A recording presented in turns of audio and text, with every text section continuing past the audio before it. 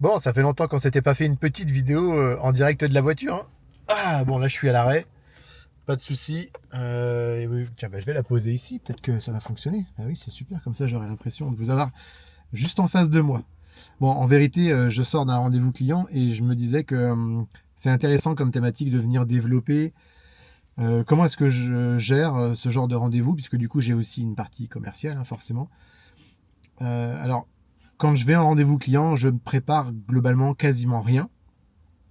Je vais regarder le nom du client, son prénom, hein, surtout, la marque.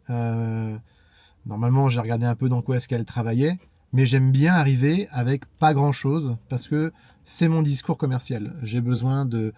Euh, j'ai un besoin d'un temps d'échange avec le client au début, et donc ça va être forcément ma présentation, qui je suis, présenter un petit peu le groupe et les différentes sociétés. Il ne faut jamais trop en faire, mais il faut quand même rentrer dans les détails, surtout par rapport aux missions que le client attend de ma part. Et ensuite, que le client puisse se présenter. Alors, il n'y a pas vraiment d'ordre, ça dépend, les choses se font un petit peu en fonction du déroulement de la réunion. Et je vais laisser du coup le client m'expliquer un petit peu son projet et ses besoins. Normalement, ça marche à peu près toujours. Il m'est arrivé quelquefois qu'on me réponde, vous auriez pu regarder, ou comment ça, vous n'êtes pas déjà au courant. Et même si on me dit, je vous ai envoyé un document, est-ce que vous l'avez lu?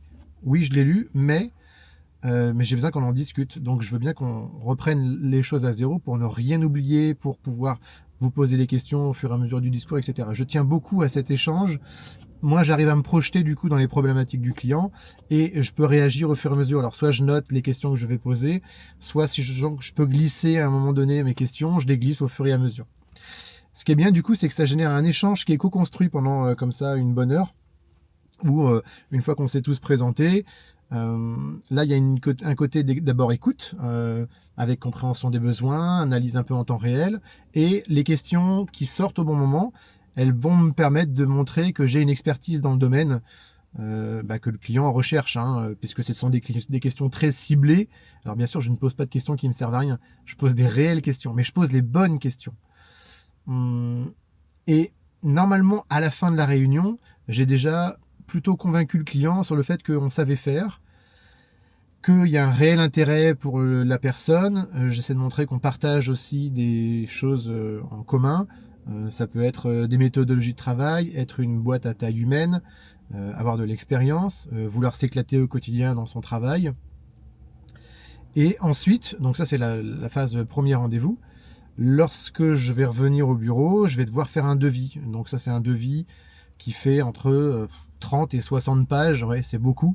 Mais c'est des gabarits qu'on a construits il y a quelques temps, alors qu'on remet à jour à peu près tous les ans, avec des pages qui sont un peu toujours les mêmes, hein, présentation d'entreprise, de l'équipe, les compétences, notre catalogue client, quelques exemples de réalisation. Et ensuite, on en vient du coup à présenter une solution au client par rapport à sa demande. Et là, il faut rentrer dans les détails, c'est-à-dire tous les points qu'on a évoqués ensemble, il faut les remettre, ce qui va permettre de prouver au client qu'on a bien compris la demande. On va la détailler. Donc, voilà votre demande au global. Il va falloir qu'on fasse ça, ça, ça, ça, ça. On va le faire de cette manière. On va aussi parler de toute la partie pédagogie. Quels sont les outils qu'on utilise, la méthodologie. On va parler d'un planning pour montrer qu'on maîtrise un minimum aussi la durée ou le temps moyen de ce projet. Forcément, il y a une partie budget. Et comme c'est toujours la partie la plus délicate, alors déjà, c'est pas la dernière, hein, c'est l'avant-dernière, le budget. À la fin, il y a le planning. Et à la fin, il y a les annexes. Des choses que j'ai pas forcément précisées dans le discours, mais qui sont des plus. Par exemple, on travaille avec des hébergeurs qui sont euh, respectueux de l'environnement. Par exemple, on a des certifications dans la cybersécurité. Donc tout ce qui vient à la fin, rajouter du et en plus, et en plus, et en plus. Ces présentations-là, en général, je les représente, que ce soit en visio, je préfère être comme maintenant en physique. Donc là, je vais me redéplacer du coup la semaine prochaine pour faire cette présentation. Sinon, quand j'ai pas le choix, je l'envoie et je dois laisser le client en prendre connaissance tout seul. Il faut savoir que ce mode de fonctionnement que je vous explique là me permet de signer à peu près tous les devis que je réalise, en essayant d'être toujours au bon tarif, dans la configuration de ce que le client recherche. Et Et je peux du coup vous certifier que le client cherche un tarif, c'est sûr, mais il cherche surtout une entreprise qui est experte, qui donne l'impression d'être experte, disponible, réactive, humaine, en fait des choses qui sont simples, mais des choses qui rassurent.